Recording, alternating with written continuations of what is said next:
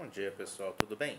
É, Vamos aí para o último módulo, né, a última atividade, e falando um pouquinho sobre um fracasso que eu tive na área da educação, como que eu consegui superar, né, essa dificuldade, que lição que eu aprendi com isso, e um exemplo, né, da área do empreendedorismo que tem a conexão com essa situação. Em 2010, mais ou menos, eu comecei, né, junto com alguns professores, um trabalho diferenciado no qual o objetivo era a gente trabalhar o desenvolvimento de competências dentro da sala de aula, colocando a parte teórica num reposicionamento, né, e trabalhar a partir de contexto de situações problema. Né? Isso a gente trabalhava em componentes de planejamento de trabalho de conclusão de curso, desenvolvimento de trabalho de conclusão de curso, e os resultados foram muito bons, né? Porque, dada uma situação problema, os alunos montavam ali os grupos e tinham como objetivo desenvolver soluções, né, e depois apresentavam para uma banca e era avaliado se o quanto aquilo conseguia resolver o problema, o quanto não conseguia, e nos ciclos de aprendizagem entre os dois componentes, eles tinham condições de verem onde é que estava errado, o que eles poderiam melhorar. Até aí não teve nenhum problema. Foi uma curva de aprendizagem muito grande para os professores. O problema mesmo começou a acontecer quando eu resolvi levar esse mesmo método para as aulas de sociologia, né, e história.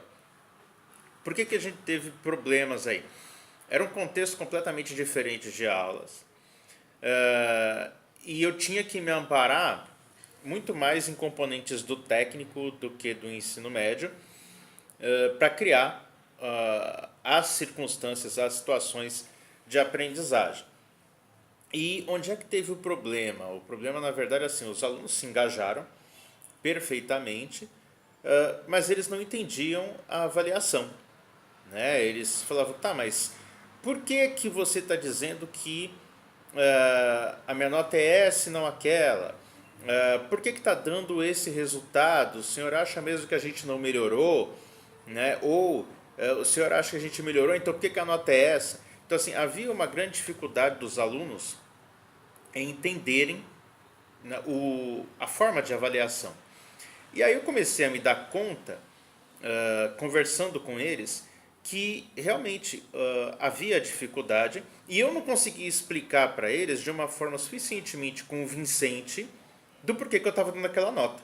Ou seja, o método de avaliação ele estava sendo subjetivo. Se eu não conseguia explicar de maneira objetiva por que eles estavam recebendo aquela nota, então eu realmente estava sendo objetivo, né? Onde eu estava me amparando? Eu estava me amparando, na verdade, nos resultados, na progressão, nos próprios métodos utilizados. Mas isso por si só não era claro para os alunos. E eu não conseguia encontrar parâmetros para explicar para eles de uma maneira clara. Então eu percebi o quê? O método dava resultado, mas ele não estava sendo transparente para os alunos, o processo. Né? Então, diante disso, eu parei e falei, caramba, e agora? Né? O que eu faço? Eu vou voltar atrás? Eu vou voltar a um modo padrão de aulas expositivas, de uma avaliação que é mais facilmente mensurável, né? Você faz ali pergunta e resposta, acertou, errou, e soma e pronto. Mas eu voltaria para isso? E eu não queria voltar, né? Eu não queria voltar porque eu realmente acreditava que, do modo padrão, eu consigo avaliar conhecimento, mas eu não estaria avaliando uma curva de aprendizagem, eu não estaria avaliando o desenvolvimento de uma competência ao longo do tempo. Então, diante desse impasse, o que eu fiz? Eu sentei com os alunos e falei, olha, ok, então digam para mim o seguinte, o que a gente poderia fazer para ficar melhor? né? O que seria claro para vocês? O que vocês acharam que não foi bem avaliado? E eles começaram a levantar uma série de pontos. Isso foi um ano de trabalho em que a gente foi pensando, melhorando o processo, e cada vez que melhorava o processo eu apresentava uma planilha com critérios para os alunos e falava: e aí, o que é que vocês acham? Vocês acham que funciona assim? Vocês acham que fica claro assim?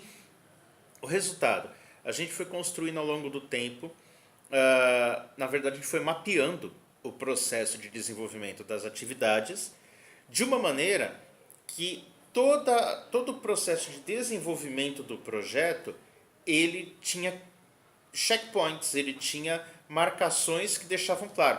E os diversos critérios, pontos que antes eu não avaliava. Por exemplo, eu não via diferença de composição de uma apresentação para outra.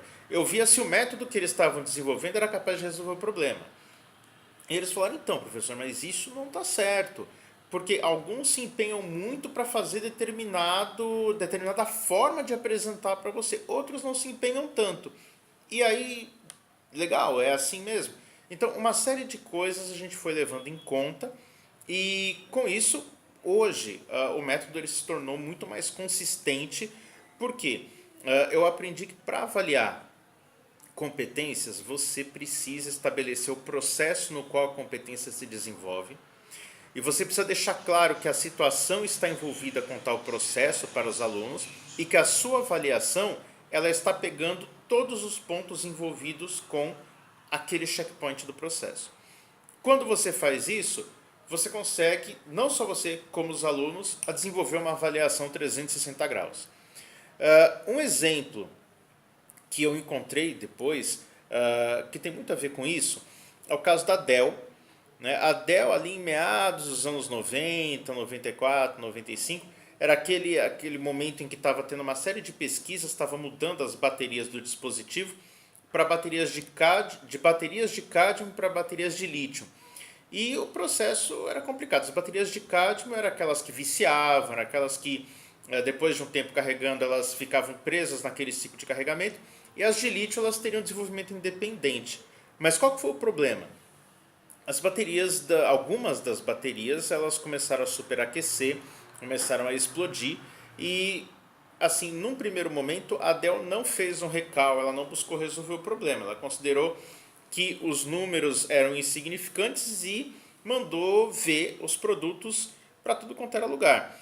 O resultado é que uma série de explosões começaram a acontecer, um notebook explodiu em um avião, o avião teve que fazer um pouso forçado, e por fim um notebook explodiu num encontro mundial sediado no Japão. Estava o mundo todo assistindo a conferência e de repente o notebook da Dell começou a pegar fogo e explodiu. Qual foi o resultado dessa situação? Primeiro, a empresa ficou desacreditada, ela quase veio à falência, até que o fundador da Dell ele voltou para a empresa nessa situação e a primeira coisa que ele fez foi algo muito difícil. Ele resolveu abrir um canal online, uma área de um chat, né, uma rede social, para ouvir os clientes. O resultado inicial foi xingamentos até não poder mais, porque todo mundo estava há muito tempo acumulando reclamações, e reclamaram. No meio de toda aquela reclamação, eles fizeram um filtro, e desse filtro eles começaram a mapear quais eram os principais problemas que estavam sendo encontrados. Eles buscaram sanar esses problemas, mas deram um passo além. Eles perceberam que ouvir as pessoas envolvidas é tão importante quanto tentar sozinho ter um insight do problema. Então eles começaram a abrir um canal contínuo para ouvir os clientes. De modo que o impacto disso foi tão grande que a Dell começou a contratar pessoas que tinham boas ideias para tocar o próprio projeto das ideias que ela tinha. Começaram a fazer um ranking de boas ideias dentro do canal e no final, inclusive eles mudaram a postura. Hoje a Dell ela tem duas linhas de trabalho, ela tem o B2B e o B2C. Então ela tem uma parte em que ela já vende computadores configurados para o consumidor final e ela tem uma parte de total customização de computadores de acordo com a necessidade do cliente. Né? Então esse processo de ouvir ajudou a mapear muito melhor os problemas e, por sua vez, ajudou a encontrar soluções mais parametrizadas, né? Então eu encontro um paralelo entre esse exemplo da iniciativa da Dell e a situação, né, de contexto educacional em que a gente se envolveu ao dar um passo a mais no processo de desenvolvimento de formação dos alunos no ensino médio. Ok? Esse é o meu exemplo. Muito obrigado e aguardamos aí o encontro presencial. Até mais!